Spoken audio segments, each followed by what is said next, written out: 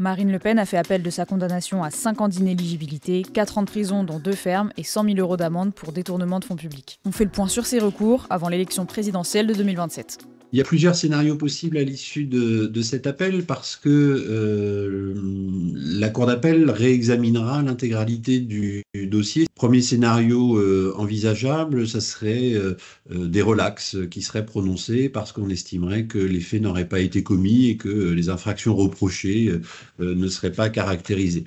Deuxième scénario envisageable sont des confirmations sur la culpabilité des différents prévenus. Troisième scénario, en plus de cette culpabilité, ce serait des modifications des peines qui ont été prononcées, soit de la durée des peines d'emprisonnement, de la durée des modalités des aménagements qui ont été décidés, et puis évidemment cette question de l'opportunité ou non de prononcer une peine d'inéligibilité assortie ou non de l'exécution provisoire. Si de toute façon la confirmation de la culpabilité et des peines était décidée, fait garde de doute qu'il y aurait un pourvoi en cassation qui serait formé ensuite par Marine Le Pen. Un recours devant la Cour européenne des droits de l'homme est aussi envisagé après ce qu'on appelle l'épuisement des voies de recours internes. C'est un recours qui, en tout état de cause, interviendrait très très tardivement puisqu'il faudrait avoir attendu que l'arrêt de la Cour d'appel soit rendu, le cas échéant, avoir attendu que l'arrêt de la Chambre criminelle de la Cour de cassation soit rendu. Marine Le Pen a annoncé qu'elle comptait former une question prioritaire de constitutionnalité sur l'incompatibilité qu'il y a entre une décision d'inéligibilité avec exécution provisoire et la liberté des électeurs qui est inscrite dans la Constitution. Pour qu'une question prioritaire de constitutionnalité soit soulevée,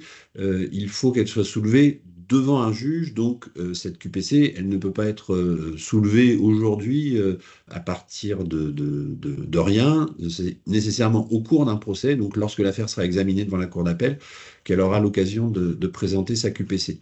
Lorsqu'elle présentera la QPC, il reviendra d'abord à la Cour d'appel de vérifier que la question qui est posée n'est pas manifestement dépourvue de caractère sérieux, et elle la transmettra ensuite, le cas échéant, à la Cour de cassation qui examinera si oui ou non cette question posée en fonction de l'argumentation soulevée présente un caractère sérieux justifiant qu'on la renvoie au Conseil constitutionnel. Autre recours envisagé, celui d'une potentielle nouvelle loi qui va être proposée en juin par Éric Ciotti, patron de l'UDR et proche de Marine Le Pen. Cette loi abrogerait l'exécution provisoire pour les peines d'inéligibilité. Il faudrait que la loi intervienne avant que la décision de la Cour d'appel soit rendue, ou le cas échéant, avant que la décision de la Cour de cassation soit rendue. Tant que la décision de condamnation n'est pas définitive, la loi aurait vocation à s'appliquer immédiatement et donc à empêcher l'exécution provisoire des peines qui ont été prononcées. C'est une histoire de publication de la loi devant intervenir avant que toutes les voies de recours soient